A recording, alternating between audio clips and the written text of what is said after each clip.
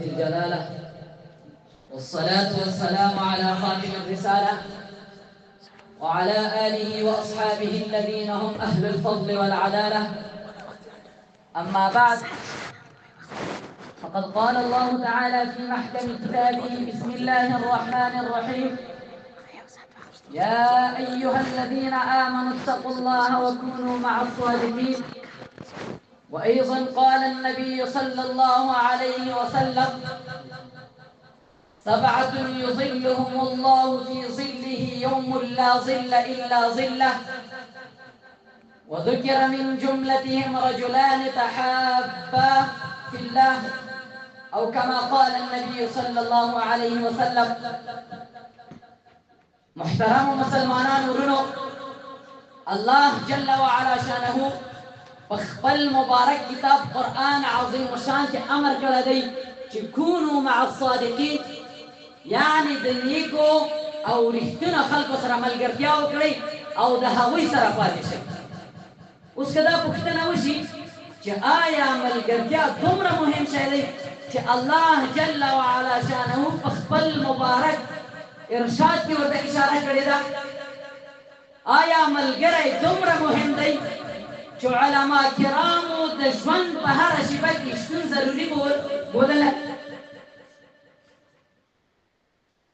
نو ځواب پرې هووي، ځکه چې همدا ملګرتیا وه چې د اسلام مبارک دین پرې ترقي وکړله. همدا ملګرتیا وه چې ډېر نااهله خلک پرې اصلاح شول. خو د دې برعکس ډېر داسې خلک، داسې پرهیزګاران چې د هغوی څخه د تقوا لویه خزانه واخیستل شوه.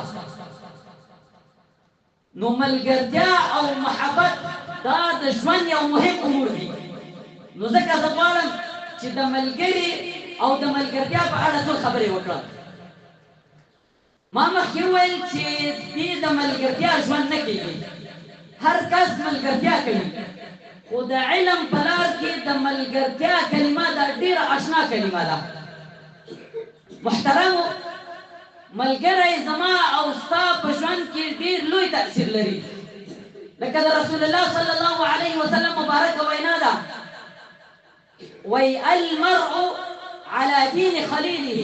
مطلب دا دی چې ملګری له ملګري څخه رنګ اخلي. که ته هغه نیکې کړنې کوي او دا بل کس هر څومره بد اعمال لري، اخر به هم دی به د نیکو یو طرف نیسي.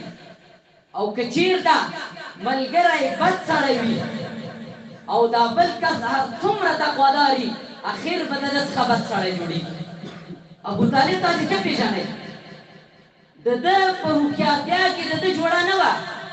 دا د رسول الله صلی الله علیه وسلم کلک دفاع کوونکی و، خو په پای کې د خپلو بدو ملګریو له امله دی پرې نه ښودل چې د اسلام مبارک دین قبول کړي. همداسې ډېر کسان وو چې د خپلو بدو ملګرو له امله ډېر نیک کارونه لکه اسلام راوړل ترې پاتې شول. خو د دې برعکس ډېر د ډېر نیکو ملګرو د ملګرتیا له وجې ډېرو خلکو نیک لوی کارونه وکړل، د نیکیو لوی کارونه وکړل.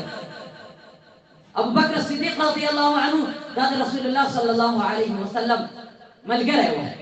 کله چې دی د رسول الله صلی الله علیه وسلم د بعثت خبر شو، نو په هماغه شیبه کې ایمان پرې راوړ، چې د همدې ملګرتیا له وجې ډېرې سختۍ په ځان ومنلې، چې د دې ملګرتیا نتیجه به په دنیا کې، تنها په دنیا کې نه بلکې په آخرت کې هم راځي. رسول الله صلی الله علیه وسلم فرمایي: وی المرء مع من احب یوم القیامه. وی رسول الله صلی الله علیه وسلم فرمایي: وی د قیامت په ورځ به هر کس د هغه چا سره راپورته کېږي چې د هغه سره محبت لري. نو محترم ورونو، ځان ته وګورئ چې د قیامت په ورځ هسې نه د فاسقانو او بدکارو انسانانو سره حشر نشئ، خصوصا د علم په لار کې او په ټول ژوند کې داسې ملګری ځان ته غوره کړئ چې په دې باندې پوه شي چې دا الله جل وعلا شانه ته خوښ دی او دی به ما هم ځان سره نیک کړي. نو د رسول الله صلی الله علیه وسلم او د هغه د پاکو سلفو په لار راتلونکو سره ملګرتیا وکړئ. رسول الله صلی الله علیه وسلم په یو حدیث کې وونه ډېرې ښودلي دي چې هغه به د قیامت په ورځ باندې د سخته ګرمۍ کې د عهد سوري د لاندې وي، چې د هغو څخه دوه هغه کسان دي چې د الله جل وعلا شانه لپاره د یو بل سره محبت کوي. نو د ژوند په دې سفر کې ملګرتیا وکړئ، خو رښتینې ملګرتیا وکړئ. د وخت د کمښت له امله نور د خپله خبره ته خاتمه ورکوم. واخر دعوانا ان الحمد لله رب العالمین.